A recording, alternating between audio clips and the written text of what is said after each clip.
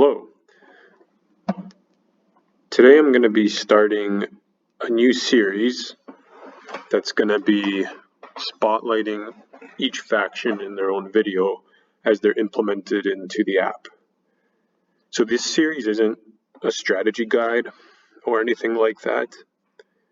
This is going over the mechanics with regards to the faction and things like their faction abilities, their flagship usage, faction technologies, so anything pertaining to the faction. Strategy guides might come somewhere in the future, but for now I just want to focus on the actual mechanics of the app. So as of this video, we have 5 factions implemented and we're nearly done a 6th. And I thought it would be a good place to start with the Barony of Letnev because they have a lot of interesting abilities, technologies, and their flagship is interactive in a sense. Well, it's not interactive, but it has an interesting ability that we haven't seen yet. So I have the faction sheet open, and we can see here we have the flagship Arc Secundus, and it has the ability to cancel planetary shields by other players' PDSs. So hopefully in this video we'll be able to see that in play and use bombardment on a planet that has PDSs. Apart from Arc Secundus, they don't have any unique units, so all the units are vanilla upgrades. But if we go over to the right here and we look at their faction abilities, we have Munitions reserves, which says that at the start of each round of space combat, you may spend 2 trade goods and you may re-roll any number of your dice during that combat round. We also have Armada, which says that the maximum number of non-fighter ships you can have in each system is equal to 2 more than the number of tokens in your fleet pool. So they're very battle-oriented faction. Their abilities are pertaining to combat. Well, not so much Armada, but you can make the case that it is combat-oriented, right? It allows you to have more ships in a battle than normal. And of course, the flagship is a purely combat ability.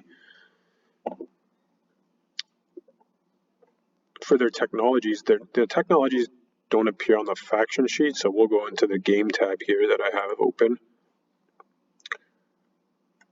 And if we look at the technologies, we have L4 Disruptors. I'll bring that up onto the bigger display here. So L4 Disruptor says during an invasion, units cannot use space cannon against your units. So another combat ability. And Non-Euclidean Shielding. When one of your units uses sustained damage, cancel 2 hits instead of 1. So we have both of those researched for this game. So we'll be able to see those in play. And we have a board where we're going to be able to directly go into a space combat. So here we are, the Barony of Letnev player. And right away, you'll notice that we only have 2 fleet tokens in this pool. And in the beta wormhole system, we have our flagship, we have a dreadnought, and we have a destroyer. So we're 1 over. But again, because, going back to the faction sheet here, because of the Armada faction ability, we are perfectly within the rules. And we could actually have 1 more ship in the system because we can have 2 from our fleet pool plus the additional 2 from Armada for a total of 4. So we're actually going to get these 3 units and this dreadnought into the combat and still be within our fleet pool restrictions. So that right there just goes to show you how the app handles that ability in a passive manner. So at the moment, you don't get any prompts about that. Like, you just have to keep that ability in mind, right? If you're constantly just having 2 ships in everywhere because your fleet pool says 2, well, right now that's kind of just going to be an oversight on the player's part. So the app doesn't give you a reminder of that. It would be kind of annoying if it did every turn. Like, if you only moved 1 ship into this system, and then every time you moved a ship, the app would say, oh, you have the potential to move 3 more. So I think just hopefully by playing this faction, you're well aware of the ability that you have.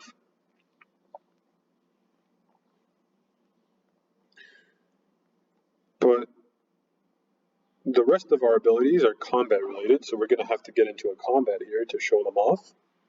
And we're going to do that by moving our ships up into the other beta wormhole system and starting a battle with the Federation of Soul player. Now, if we look at our dreadnoughts, we got the upgraded dreadnoughts. So that's going to beef up our movement to get this dreadnought over to the system. And we also have this nice ability where we can't be destroyed by the direct hit action cards. This isn't a faction of Dreadnought, it's the vanilla Dreadnought 2. So let's go ahead and activate this system, and then we'll get everyone to pass on the ability round.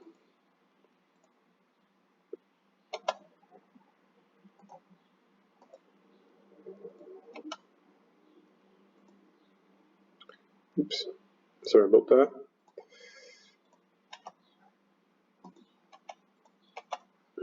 All right, so we're gonna move 4 ships into this system, right? We're gonna take this Dreadnought, our flagship, this Dreadnought, and this Destroyer. And if we count up our capacity, we have 1 for each Dreadnought and 3 from the flagship. So we should be able to transport 5 infantry. So from here, we're going to transport this Dreadnought with this infantry. And from the beta wormhole system, we'll transport 4 infantry, the flagship, the Dreadnought, and the Destroyer, and everything should be legal. And it is. So if we refresh the board here, we can see a bunch of units. So we'll organize that here.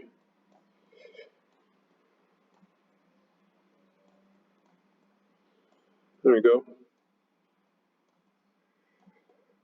So 2 dreadnoughts, the flagship, the destroyer versus 2 carriers, the destroyer, and 3 fighters. And we don't have any fighters with us. Okay. So there are a couple of PDSs on this planet, and right now the Federation of Soul Players is going to go ahead and use the opportunity to fire those space cannons. And it looks like some hits were assigned here. So yeah, we have 2 hits that were produced. So going over to our tab, let's take a look at the roll summary. And both of the PDSs hit, despite our anti-mass deflectors taking 1 away. So this will give us a chance to show off, I believe, one of our technologies here. Yeah, perfect. So if we look at our faction-specific technology from the Warfare deck, Non-Euclidean Shielding, we're going to be able to sustain damage with one of our dreadnoughts, and we're going to be able to cancel both the hits instead of one of them. So remember here, you don't sustain damage during the assigned hits timing window. You do it during the ability round before you assign hits. So up here we have our units, and we have our flagship is capable of sustaining damage and our dreadnought. So what I'm going to do here is sustain damage with the flagship, because that's going to allow us to see how the flagship ability is used later on. And the flagship ability, if we hover over it, it reads, oh, right, that. Ignore the first part for now.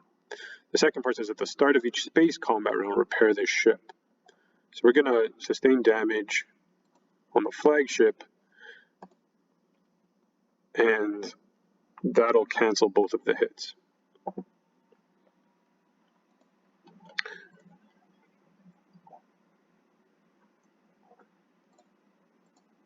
And there, Alice has no direct hit card. Or, sorry, that wasn't Alice. This is Alice. Yeah, no direct hit card. So pass there. And pass here. Now you'll notice if we try to sustain damage with another ship, we can't do it because we've actually already canceled 2, so there's no more hits left to sustain damage on. So pass. And now look how the assign hits step was completely skipped. And that's because of the fact that we used passively, we use non-Euclidean shielding. So we didn't even have to think about it. We sustained damage, and if we forgot we had non-Euclidean shielding, well, the game does it for us. So really nice there. You'll never have to worry about misusing that card.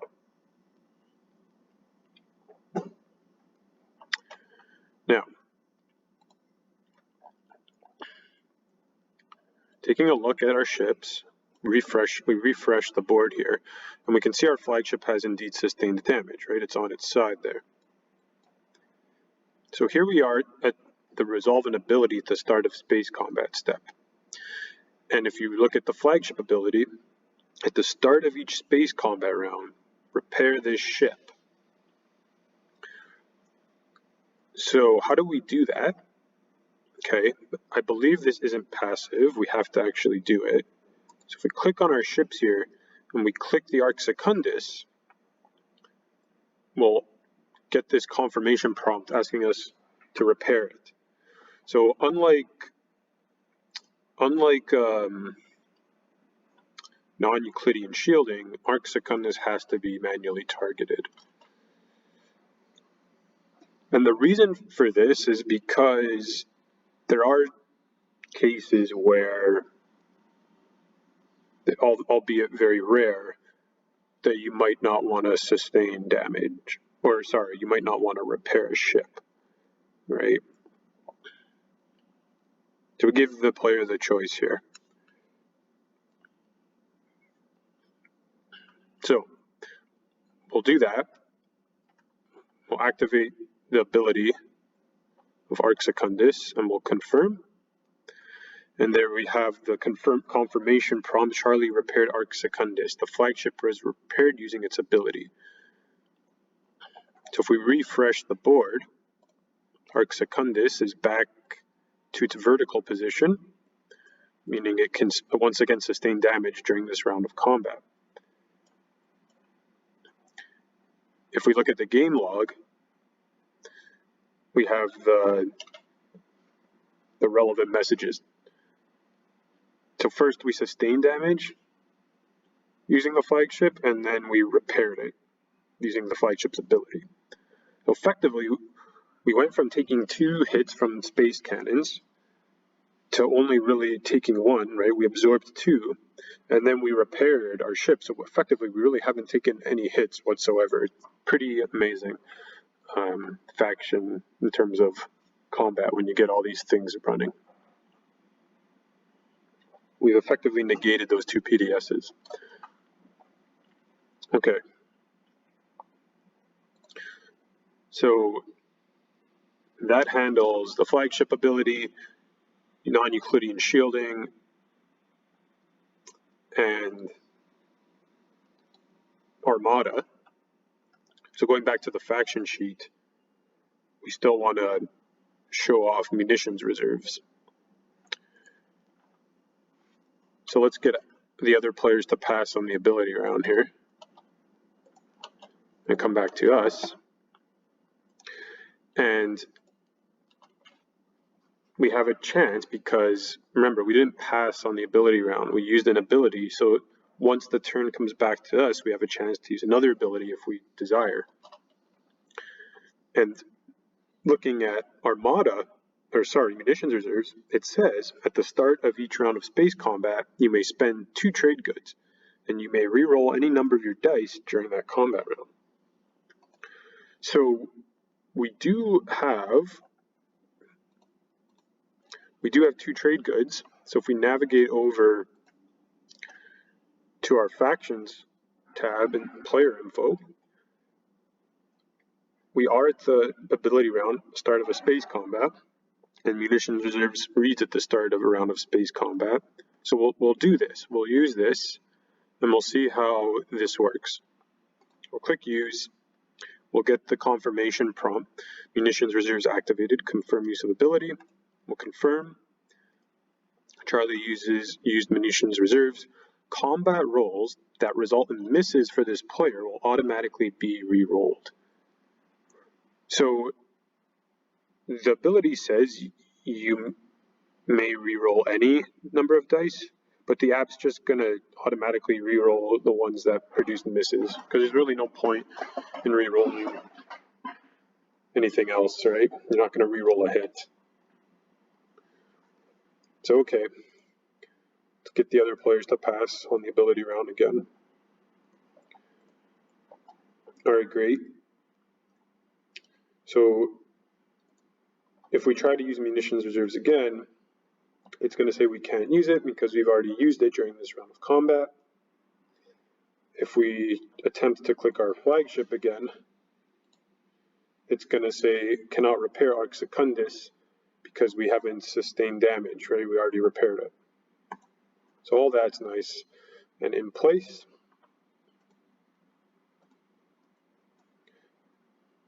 So we've done all the abilities we want to see. So let's pass. And let's roll anti-fighter barrage, because remember we have a destroyer and our opponent has 3 fighters. So we'll roll anti-fighter barrage, and we actually hit no hits. Go ahead, take a look at the roll summary. No hits. We needed 9s. Go over to Alice. Announce retreats. Let's not announce retreats. Actually, maybe we do want to announce retreats here. Yeah, let's announce retreats. Sure. So that way we can get to ground combat faster. All right. Now it's our turn to roll for space combat. So we'll roll that, and we produce 3 hits. So if we go over to our combat, we can see that under the modifier, you have munitions reserves. So if rolls were missed, they're automatically re-rolled. It doesn't show us if these hits were re-rolled or not, but these ones definitely were. So these missed actually 4 times. So we've produced 3 hits here. Okay, Alice is going to roll for her space combat. Produces 1 hit. Now we're into the ability round before assigning hits. So again, we're going to sustain damage here. So we'll sustain damage on let's do a Dreadnought this time.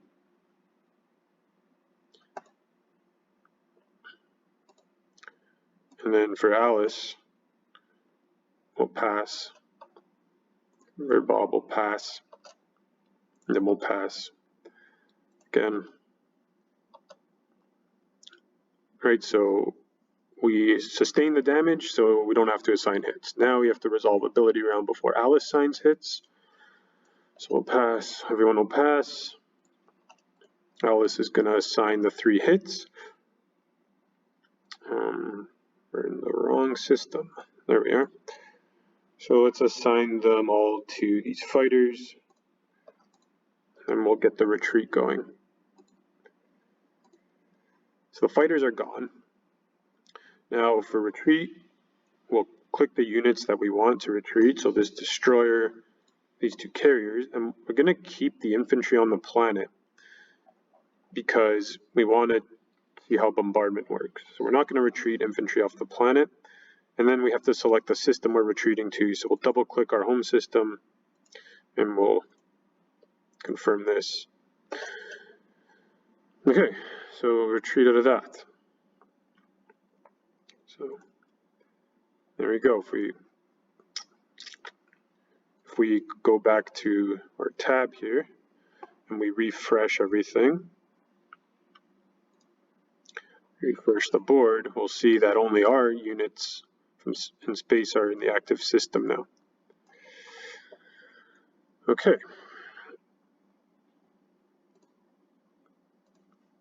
So we're at the point where we have to resolve abilities after around the space combat, and currently that's not going to affect anything.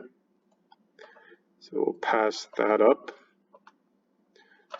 And now we get to the final technology / ability to show off here. So that's going to be the L4 Disruptors. But before we show off L4 Disruptors, we're going to show off the other ability of the Flagship. Right? So recall that there's 2 PDSs on the surface of Quan, the planet we're trying to invade. Now, normally, if you click a PDS here, PDSs provide Planetary Shield, and Planetary Shields generally prevent your planet from being prone to bombardment. If you look at our Dreadnought 2, it has bombardment ability. Now, normally, we wouldn't be able to bombard Quan if we just had our Dreadnoughts here. But because we have our Flagship in the system, and you read the first part of Arc Secundus, it says other players' units in this system lose Planetary Shield. So instead of automatically skipping the bombardment phase, the bombardment step, we're going to get the chance to do it. So I'll show you how that works. To perform bombardment, you're going to click a unit that has bombardment. So if I try to click my destroyer, for example, the game will tell me it's an invalid selection. Destroyers does not have bombardment ability. So I click Dreadnought. Dreadnought selected for bombardment. Click the planet you wish to bombard with this unit. And then we go ahead and click Quan. Dreadnought committed to Quan for bombardment. Select another unit for bombardment or commit your choices. So we're going to select our second Dreadnought.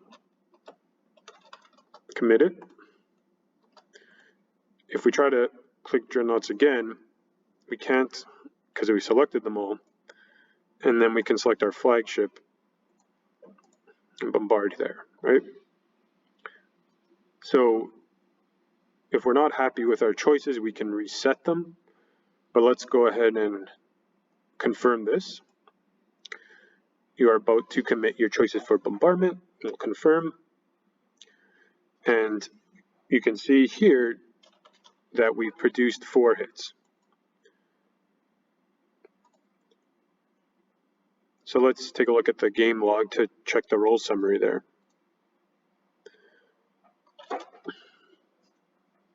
So all our flagship hit all our bombardments. Our dreadnought had an extra one from plasma scoring, so it hit one and the other dreadnought missed. So now, clicking onto the system, whereas before there were 5 Federation of Soul infantry, now there's only 1. So we've significantly chopped down the forces that we're going to have to defeat to take the planet. So that highlights the full usage of the Arc Secundus. Its ability to cancel Planetary Shield, and also its ability to repair itself at the start of a combat round. The last technology here to showcase, the last ability to showcase for the Barony of Letnev is the L4 Disruptors. So, normally, invading a unit with PDSs can be problematic. Especially here if we have 2, right? So if you look at the PDS technology, and this is the upgraded PDS, but let's just pretend that it's not upgraded, right? So the PDS has the ability to shoot units trying to land on the planet. So we'd be in a little danger here to lose some of our units. But we're going to see now, because we have L4 Disruptors, that during this invasion, the Federation of Souls PDSs are not going to be able to fire against us. So let's do that then. Let's get all of our 5 units, commit them to Quan.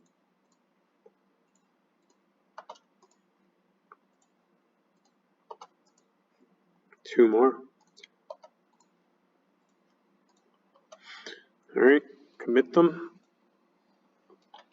And yeah, we just skip right to this step. Select the planet for ground combat. So we'll click Quan. And you can see, I'll cancel this for a sec. You can see now we're on the surface. We have 5 infantry against 1 infantry, and the PDSs were not able to fire because of L4 Disruptors. So we'll select Quan for ground combat. And then we get into the steps for ground combat here. So we have to resolve abilities just like we do for space combat. So I'll go through this real quick, pass on the ability round. And then we'll roll for ground combat, and we just needed 1 hit, but we produced 2. So looking at the roll summary here, we got 2 8s. We'll wait for Alice to roll, produce 0 hits. So now Alice has to produce hits here. Select infantry, confirm. Yeah, and now that's the end of the combat, right? Refreshing this. We just got to establish control and take the planet now. And so we'll do that. And you can see we've taken the planet, so the other player's structures have been destroyed. And there's Quan now, belongs to us.